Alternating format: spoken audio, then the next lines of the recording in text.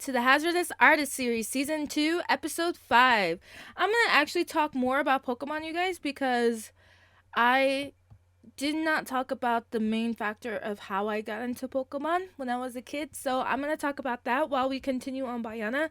You guys, I have a very funny story to tell you before we start. So I was doing the recording, right, for this episode. And I was getting really passionate into it about how I got into Pokemon. There was even a distraction with my cat in the episode.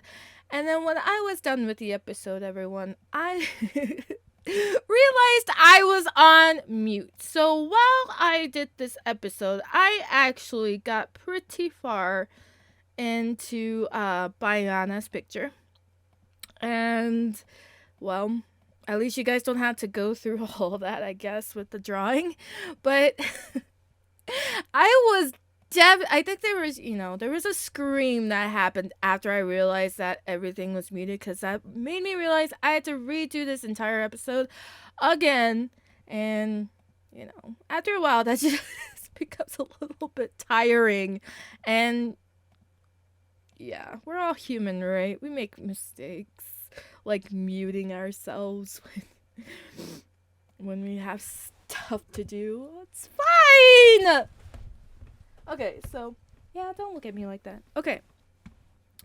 So, here's what Bayana looks like now, because I didn't realize that I was on mute till after the episode was done. So I'll just continue with the shading, you guys. I wish you could have seen all of this before, I realized it went all too bleh. So, but with that, I will do it again, and I'll tell you about my Pokemon childhood and what really got me into Pokemon. So, when I mentioned that in my childhood, my cousin was the one who gave me my very first Pokemon card, and it was a Pikachu. And I remember it really quite fondly, actually, because Pikachu back then was fat, like super fat. Not like today's anime, which kind of shows Pikachu as a skinny guy because he's been traveling for, a millennium trying to get to different regions with his partner Ash. But anyway, so I got the fat Pikachu when I was a kid, and the cards actually was the underlying factor of my interest in Pokemon, because I would collect cards after that. And I actually remember my very first Pokemon card, outside of my cousin giving me some of hers, was actually a holographic Erica's Vileplume. Man, my brain just farted for a second there. So my very first pack that I got had a holographic Erica's Vileplume, because back in that day, the gym leader Pokemon cards and the I guess the Rockets version, the dark Pokemon, were really big back then. So those were the card packs of the time back then. And so I got my Erica's Vileplume, and I got, and then it just kind of went off from there, because I would use my allowance money. Allowance, what's that? I used my allowance money to get more Pokemon cards, and I just amassed this collection of Pokemon cards. And I didn't really play the game because a part of me didn't really understand it. And I think I did actually play by myself for a while without using the energy cards, which is the whole point of the whole Pokemon trading card game, is to use the energy cards, because that's what gives your Pokemon the energy to do attacks and such. So, Pokemon cards were a big deal back then when I was a kid, because everybody was collecting Pokemon cards. And it was funny because Digimon was really big too, and they had their own trading card collection, but it wasn't nearly as big as Pokemon was, because Pokemon was the bee's knees back then. So I collected the cards, and then I would play amongst myself with these Pokemon cards the wrong way, okay? Because that's important. I did it the wrong way. And, well, yeah. eventually I did play with other people. Like I had a friend in middle school who really wanted to play, and we would bring our cards to school when we knew we could, and when we knew we also couldn't. We had a couple of classes where sometimes it was like super lenient, and we didn't have any work to do, so we would just whip out our Pokemon cards and just battle because our teacher didn't really care. Because we were both smart girls. We got our work done. So yeah, that.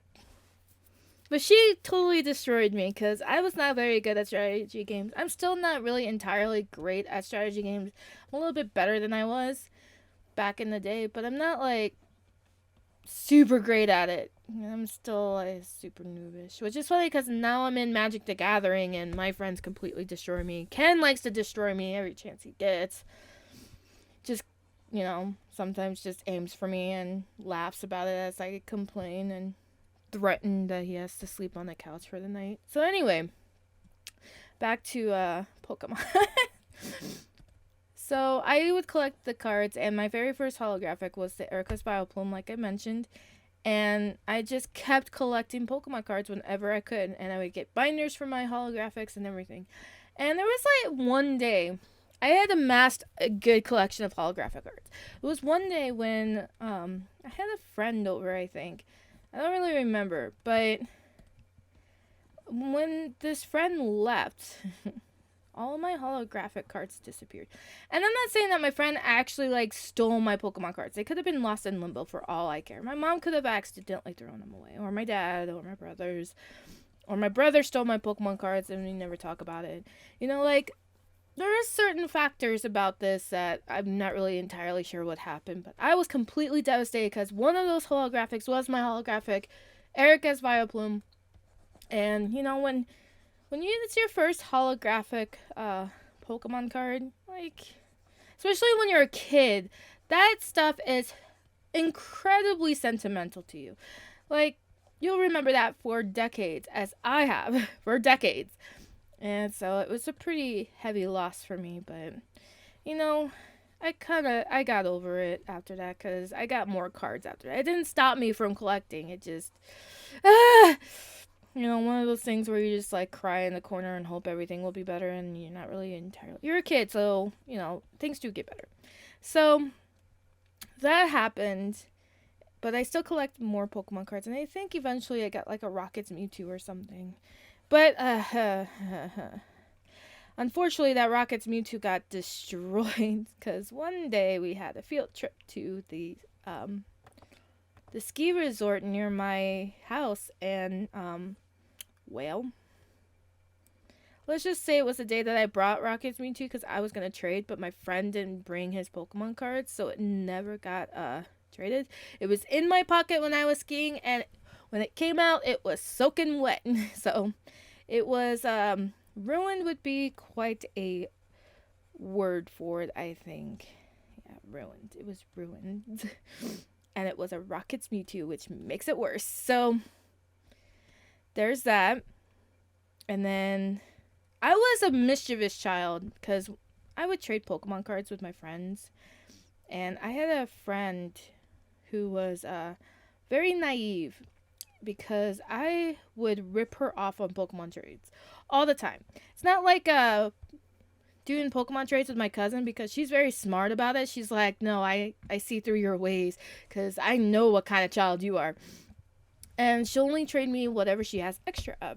And, like she was older than me, so it was understandably so that she was quite smarter than me when it came to her Pokemon cards.